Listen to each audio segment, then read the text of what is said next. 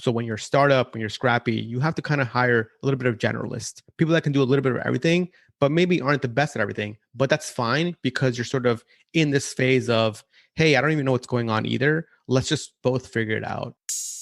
Hello and welcome to Brand Tuned, a podcast on brand management that covers trademarks and IP as they're intrinsic to brand equity.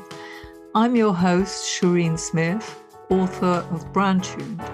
Writing this led to Byron Sharp's evidence-based research, stressing distinctiveness over differentiation, which I largely agree with, though not totally.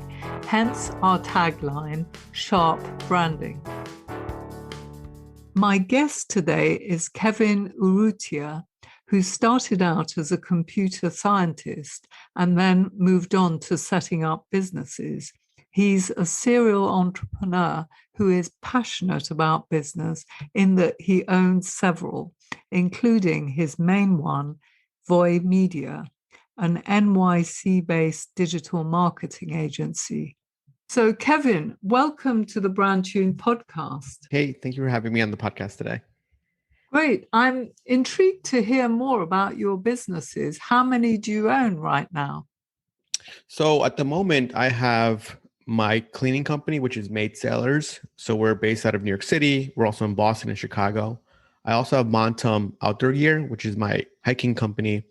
And then I also have Chester, which is my travel company. And then, of course, I have Voy Media, which is our marketing agency where we help brands sort of grow online.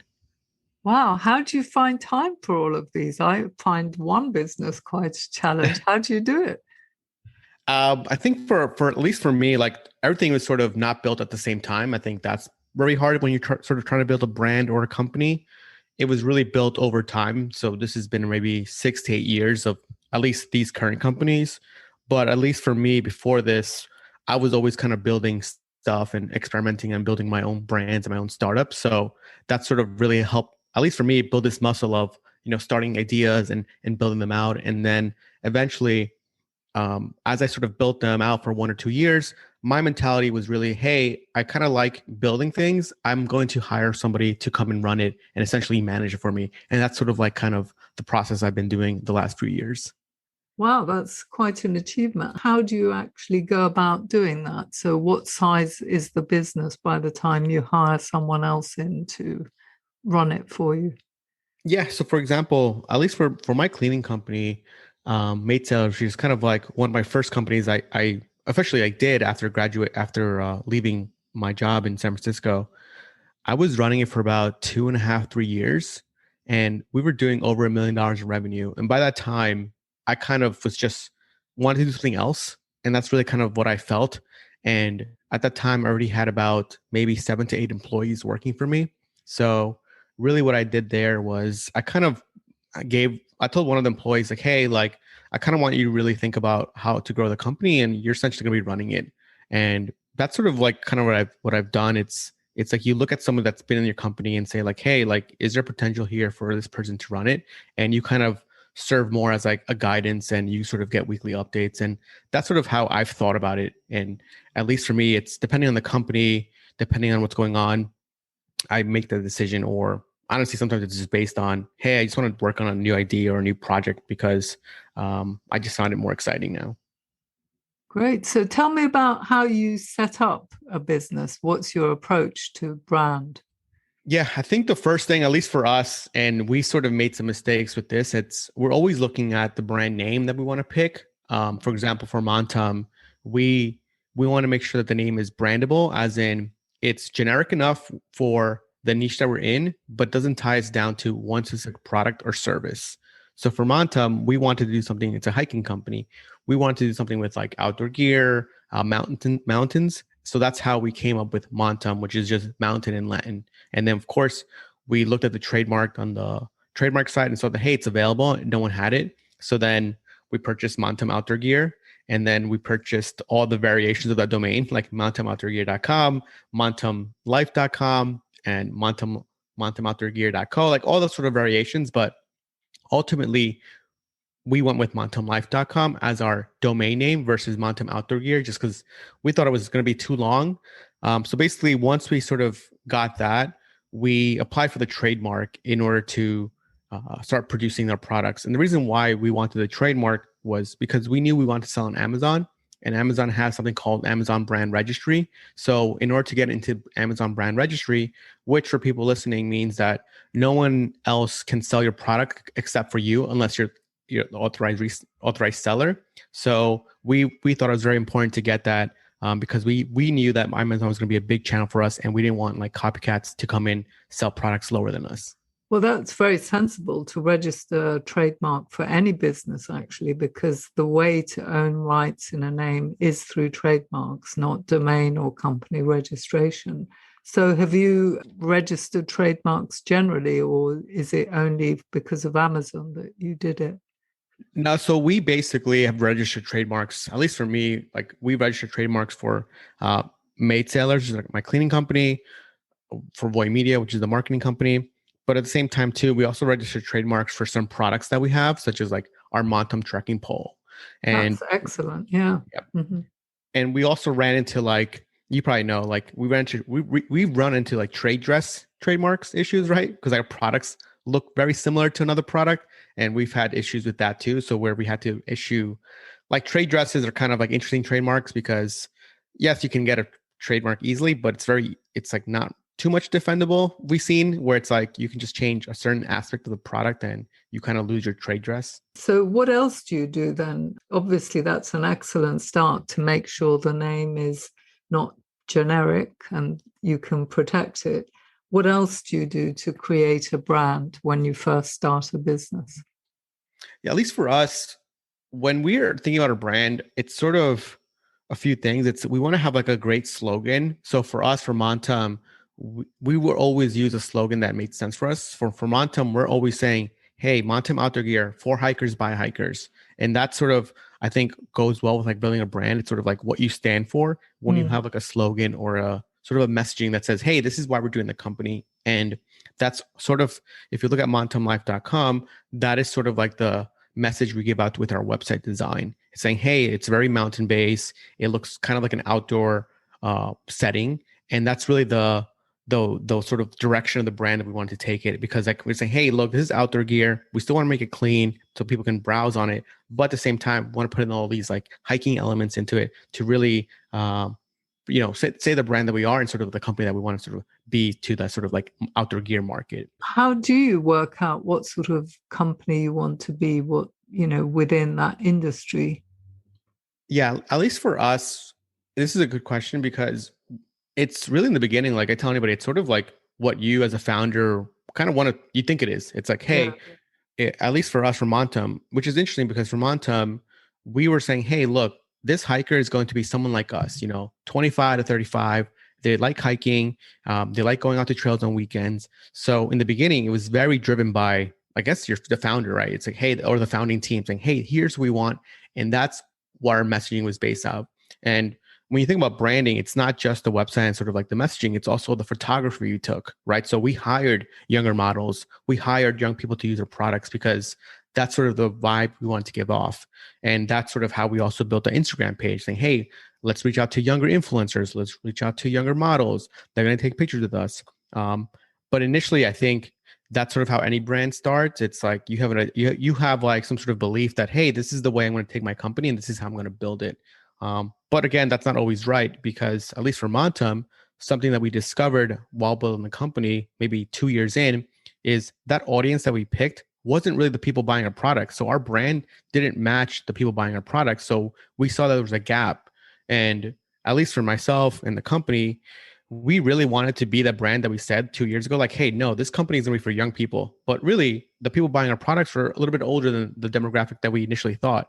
So within 2 years of the company starting, we really kind of shifted some of the messaging of the brand, not really to the younger audience, but really we shifted towards more like a 45 plus audience that we saw was resonating better with the products that we had. So at least for us, we sort of learned that as a founder, you're not always right, right? It's like, okay. And then we had to make the switch to sort of, at least for us, help us get better sales. And really, when we're doing outreach and discovery and sort of getting into more stores, we had to redefine the pitch, say, hey, look, our brand is actually for this sort of segment of market. And we think that your customers can have that need that we need. And then, we would love to be in your stores. There must have been something in your values and vision that you may not have even articulated, which actually created interest. So, did you specifically sit down and work out what your values were for creating that business, what you were trying to achieve, or did it all happen accidentally? So for really like some of the values of the company that we had is, at least when we were starting off, we really wanted to make a company or product that was affordable for hikers to use. So we sell trekking poles, and it's Mhm. for people that listening, trekking poles are kind of like walking sticks or kind of like an alternative to canes. Yeah. So basically, our idea was, this is like 5 years ago. Hey, we want to make an affordable trekking pole, and the reason why was because our competitors are Black Diamond and Lecky, some of the two biggest trekking pole producers out there. And they sell products in the $100 to $200 range. And we're just like, hey, this is really expensive. We were kind of going with the value add. And obviously, this is, like I said, nowadays, I don't think it works that well. But when we first started, it worked really well for us. So that's kind of where it attracted a lot of those customers that said, hey, I want a trekking pole, or I want a walking cane, and I'm going to go to Mountain because they have a great quality and affordable price. So that's sort of where our values came, and that's sort of where our customers came. So, and Okay, maybe it makes sense because Black Diamond and Lucky is more expensive. So maybe for them, it is that audience that we wanted, because the 25 to 35 do have more disposable income. So for them, it's like, hey, I'm willing to pay $100. Or for us, our customers like, hey, I can't pay that, but I still want a product that works well. so is that the only product you sell? So we sell trekking poles, which is kind of like a one pole, but we also have about six variations of it. So foldable ones, aluminum ones, carbon fiber ones. So it's one product line with like multiple SKUs. Um, we also sell rain jackets as well. So the rain jacket is now, going back to what I said before, the trekking poles, we figured out the audience is not who we wanted. So then we developed another product to be like, no, let's go back to that audience that we want. So that's where we developed the rain jacket, which is a hydro packable rain jacket that fits in your pocket that you can take on a hike. So we're still trying to go back to that audience that we think we want to And be. who is buying the rain jacket? And the rain jackets, funny enough, it's like it's the same audience as the ones for the Ah. trekking poles. We just like can't win. I was like, oh my god. But Yeah. basically, you're hitting the values, Yeah, it's the the value. fact Yeah. that it's good value for money, and it's obviously very niche.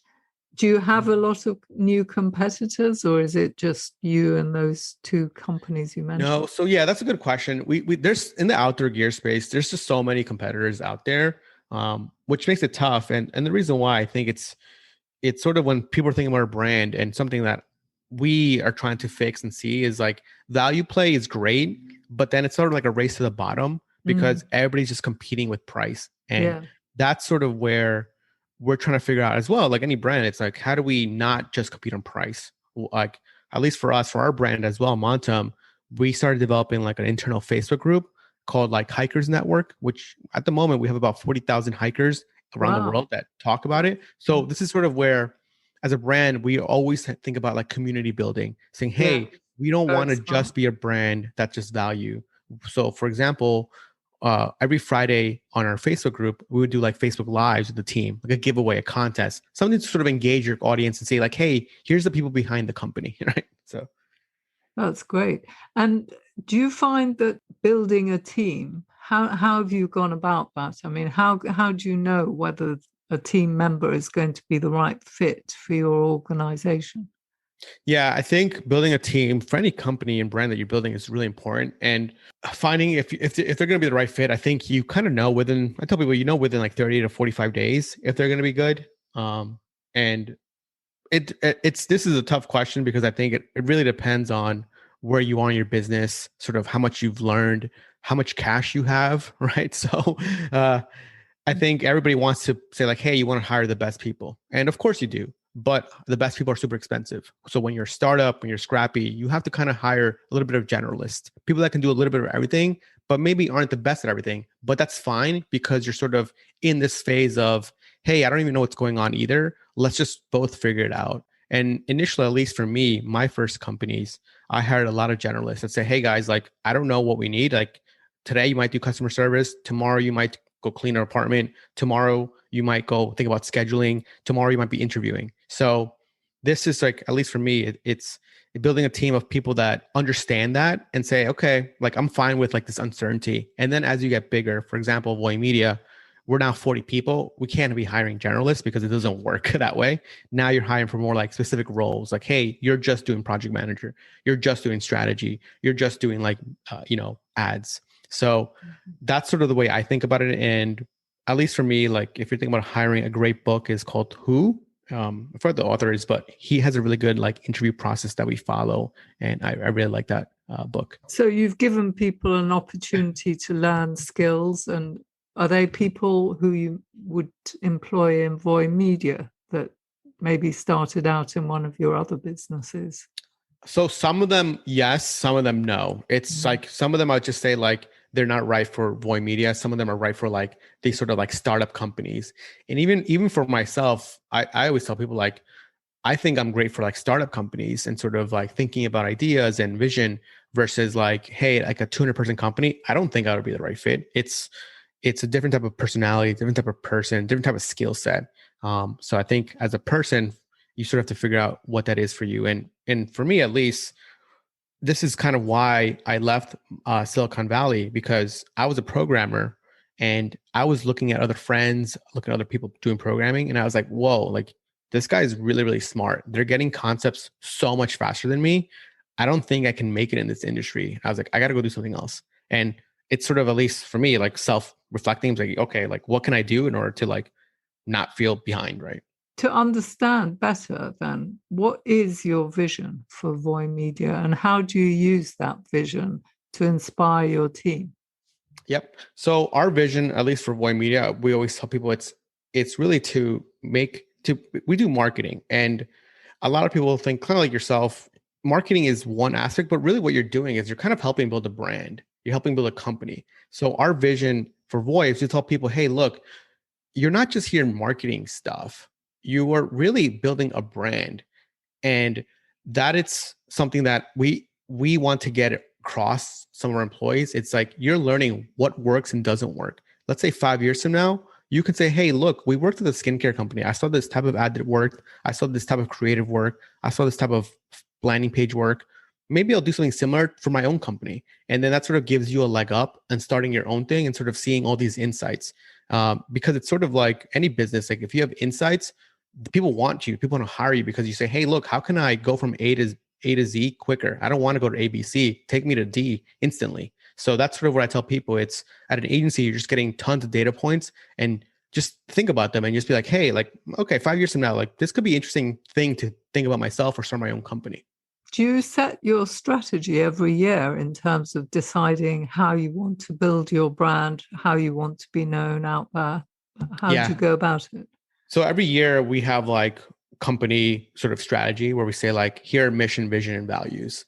And that's how we think about it here at Voy. It's like, here, our mission is this, our values are this, and our values are that. And we do that every single year. And we try to not change them too much. But really, one of the core values of Voy is having this sort of like growth mindset. It's like, hey, like we have to grow, and grow for me and our company means, can we do something outside the scope of work the clients want, even if they don't pay us, because we want to know if this is going to work or not. That way we can at least not, I always tell people like, I don't want to be limited by how much clients pay us in order to do something, because they might not get an idea, but I want our team members to be like, hey, like this crazy idea could work. I'm like, let's just try it, even if it doesn't make us money. What sort of businesses do you help? Yep. A lot of the businesses, at least for me, based on my background and kind of what I was saying, we do a lot of e-commerce, and that's just because that's sort of what I know the most and sort of where I have the most experience. So e-commerce is a big one for us, and that also goes into digital and SaaS because again, like software and programming is sort of my background, and I understand those businesses more. So that must be pretty handy having sort of a background. Do you write programs for your own business? How do you use that? Yeah, so for Voy, we have a lot of like internal programs that we use for like reporting, where we're pulling data from like a Zapier into our Slack to look at like daily metrics. We also do like custom coding of reports. We also have like a Shopify app for partners where they can look at all their data, like customer lifetime value, marketing metrics, best sellers. So yeah, we do use coding and some stuff, but like really, at least for me, I learned that as an agency, it's really like a hands-on business. Like customers really want to talk to you and talk to your account managers and really get on calls. So Mhm. it's a big shift from when I was working in software where you almost didn't talk to anybody. So Yes. yeah. I'm curious why you set up is Maid Co sort of doing cleaning services? Maid Sailors, yeah. So Maid Sailors, so Maid Sailors is a cleaning company, and the reason I started that company, it sounds so like out of left field for a lot of It's people, but completely different to yeah, computer science. Yeah. yeah. So here's how it started. So I used to work at this company called Zarly. They were kind of like a platform from home services. So I was in charge of helping build out the checkout experience, the checkout flow, and obviously, like any business, I guess we have access to a lot of the data, a lot of the customers coming in, a lot of people buying what products they're buying, right? Because we sort of we're optimizing the checkout experience, and really on the platform, at least for me, I was like, oh, it's very interesting. Going back to like insights, I was like, oh, it's very interesting that we're getting a lot of like these home cleaning customers that want like home cleaning, but we're signing up like individual cleaners. And at a certain point, an individual cleaner hits a certain threshold where they just can't take on more customers. And I was like, oh, interesting. If like maybe I build like a company that's full of cleaners. And the idea came because at that time, that's when Uber and Lyft first started. So I was like, oh, maybe if I build like an Uber company of cleaners, that's sort of where the idea came from. And that was Maid Sailors. So So how did it work then? so yeah, so with Maid Sailors, you go to our website, maidsailors.com, and we made it super simple because this is kind of where the innovation came in at that time. This is 5 years ago. I didn't want to do what traditional cleaning companies were doing before, which was, hey, a cleaner would come to your home and sort of like quote you. That was a really big popular thing. If you, like, I think Molly Maid and Maid Co do that right at the moment. Well, they'll come to your apartment and they'll quote you, be like, hey, Kevin, this apartment is going to cost you, $600 to clean. And then you'll be like, okay, never mind. That was too expensive. So basically, you as a business owner, you just wasted time, as in you have to pay the maid to go there and the Mm. customer didn't sign. So what I made with maid sellers was like, hey, I want to make like this very e-commerce space where you just pick how many square feet your apartment is and what extras you want, and we'll give you an instant price. And the reason why for that was, hey, one, there was no need for a cleaner to go in and measure you, and two, you saw the price immediately, so you either you purchase or you didn't purchase. And that for us was like, hey, like if it's too expensive, great, don't even call us. If you're willing to pay the price, okay, book it now, and we'll send you a cleaner. And again, we'll show times that cleaners are available. And basically, if you pick like 9 a.m., we'll find a cleaner for you at 9 a.m. That's sort of like the promise of the company. Very good. Yeah. Do you think that having a background in computer science makes for better marketers, better digital marketers when you're recruiting? Yeah, I think I personally think it does. And the reason why I think it does is, and not even just marketers or even people in computer science. I think it's people that have like more like problem solving techniques and strategies, because really with any business, like the best people are going to be problem solvers. So it's people that are able to problem solve, but at the same time able to think efficiently and say, hey, like I'm doing this a few times, how can I make this quicker, how can I optimize this? And again, a big one that I see from some of the best marketers or some of the best people that work for us, it's they'll be able to look an account, they'll be able to look at something and be like, that doesn't make sense, like according to like my mental model of like other accounts. And that's so important to just like in your mind be like distilling data and be like, oh, that's weird that, like, for example, like the cost per click on this account is very cheap compared to like 10 other accounts that we have. Like, what's going on? And that sort of like mentality is so important. And I've seen that a lot from people in computer science, like math, and sort of the science field. And of course, not just specific those, but like it's that sort of problem solving technique. And of course, writers are think are we're pretty good at that too. What do you think about training? Do you think it's important or not for marketers to be trained in marketing? Yeah, I think it's very important. At least for us, we at Voy we have like a full like training website where we have like a training course about like videos that you need to watch, and then kind of like a training guideline of like, hey, here are the videos you need to watch depending on what field you're in. But like with any training, I always tell people it's like trainings are great, but at the same time, training can only take you so far. Um, and similar like anything, it's like you kind of have to go out there and read a little bit more yourself and really dive deep into the subject. And that's when you get even better, because sometimes training is useful when, let's say, the person wants to go and train themselves. It's not as useful, I think, when you're forced to get trained or you're saying, hey, you have to take this course, because then you sort of feel like a class where you're just like, I don't want to pay attention, right? But when it's like myself or yourself, you're like, hey, I want to learn marketing. Like you go out there, you research a course, you're like, okay, great. I'm gonna pay $600 for this course and I'm gonna learn it because you paid money. And I always think whenever you pay money for something, you feel like, yep, I gotta do it because that's my own hard-earned money. Are there not formal training courses like there is in the UK for marketers to train in marketing? Yeah, there's a lot. There's a lot of courses here. So for us, for example, we have a training course that we've developed internally about the way we do things, and a lot of our team members watch that as well. But But there's what so many. about formal qualifications through these organizations? Do Oh you? yeah, there's a lot of those, and they're really good. Like I know, like LinkedIn has a few marketing ones for like Google ads, for Facebook ads, and those are good. And I know, for example, for us too, since we do a lot of Facebook ads, Facebook has Facebook Ads Blueprint, which is a course. And again, you get certified and then you take a test from Facebook where they like screen record you and make sure you're not cheating.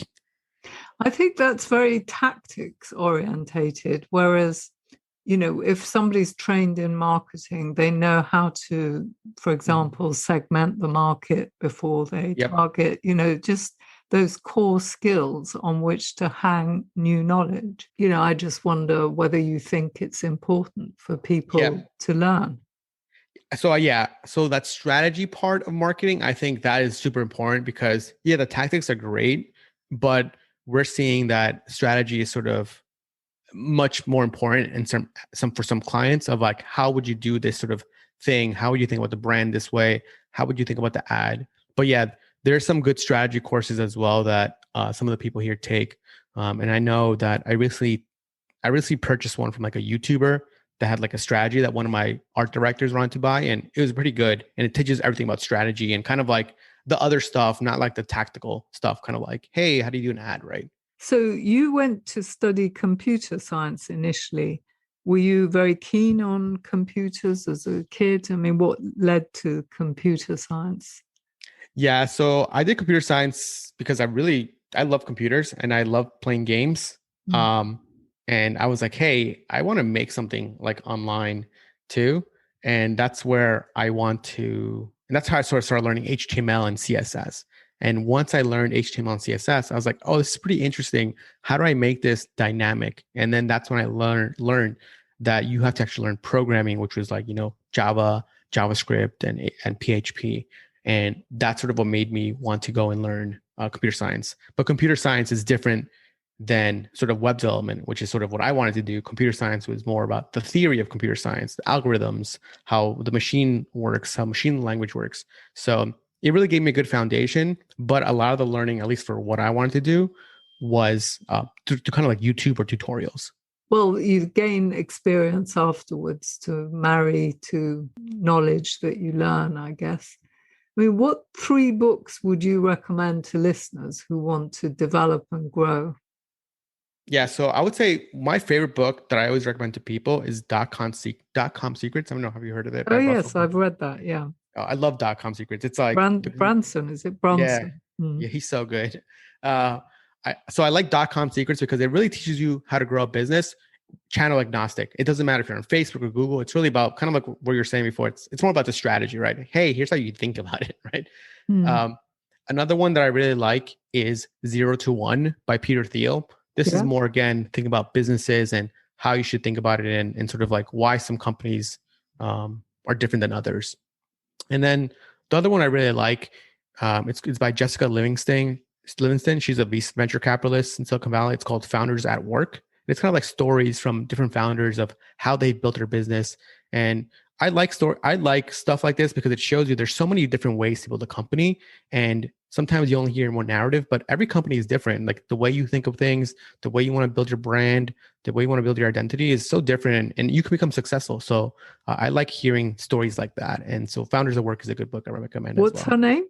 Jessica Livingston. Jessica. I'll check that out. I've not Yep. come across it. So obviously you've had a lot of experience now in business. So what two lessons would you impart to a best friend or to your child if about business?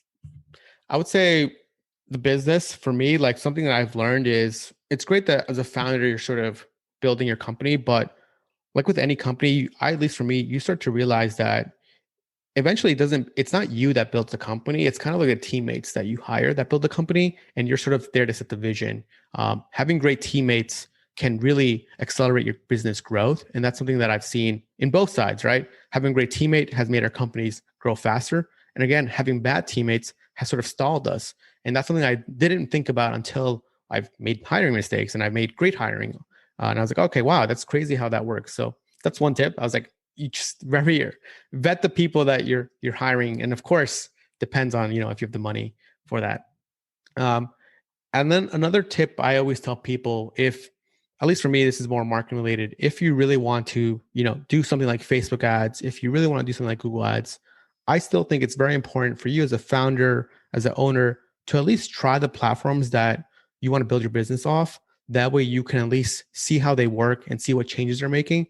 So at least the reason why for this, we do a lot of Facebook ads and we work with a lot of founders, and the best ones we work with also know the platform, know the changes. And some of the clients that we worked with that haven't had so many great success stories, they kind of want, hey, go do Facebook ads. And, I don't know what's going on there, but figure it out for me. I'm like, okay, we can help that. But like, it's sort of like this tension of like, we're trying to explain to them, hey, Facebook is updating today. And they're like, what do you mean it's updating today? I'm like, well, like, this is how the algorithm works on Facebook. There's an iOS update. Like, we can't do anything. So I always tell people, like, just kind of learn a little bit about the platforms that you want to maybe advertise in, because it's going to help you and, help you work with like anybody that you might have hired in that marketing space. Great. So how do you actually make sure you hire well? Yep. So for us, the way we do it, I sort of like give you guys like kind of like our interview process is, so at least for Voy, we have like a pre-screening interview, which is about 30 minutes long. And we kind of just go over like what you're looking for, your goals, what you want to achieve. And we just talk about the position. Once we do that, we have more of like a detailed interview. And in this detailed interview, we'll go over your last 5 job positions that you have. And we'll ask you questions on what were you hired to do? Who was your boss there? Who was your teammates? What projects do you complete? And why did you leave? And we'll ask that for every single position you've had. And we'll sort of go over that. And that can take an hour or two. That usually happens with like maybe you're the manager that you might be working with, or one of the founders, such as myself. And then we have a third interview, which is now like we go over exactly what we want them to do at the company. And we tell them, hey, here's the role. Here's what we would like you to do. And here's our vision for the role. And sort of talk to them about it and make sure like they know what they're getting themselves into. And if they say, okay, this sounds good, I really want to do that, we then move on to the last interview, which I think is the most important, which is the references. So we'll ask for 3 or 4 references and we'll call them and ask them about this candidate. And that's sort of like our interview process. So that's quite prolonged. Do you not have any tests as a pre-screening? Oh, so we have tests for like the media buyers, for like the Google account managers, or like or the Facebook ads. But sometimes what we'll do is we'll do the test on your interview, depending on like where we are, or like usually the third one will be like, hey, well, we need some data stuff. Can we like look at some stuff here and see this is what we're thinking about stuff? But yeah, that's usually how we do it. Great. Well, thank you very much indeed, Kevin. Great to have you. Thank you. Thank you for having me. Appreciate it. Bye. Bye-bye. That's it for this week. Do subscribe to the Brand Tuned newsletter to get weekly updates. I'd also love to get your feedback. Just send me an email to info@brandtune.com. Finally, if you liked the episode, please do share it with your friends and colleagues and review it on iTunes or whichever platform you use to listen to podcasts. If you leave us a 5-star review, it means more people will listen and we can spread the word much more quickly about the podcast. Thank you and bye for now.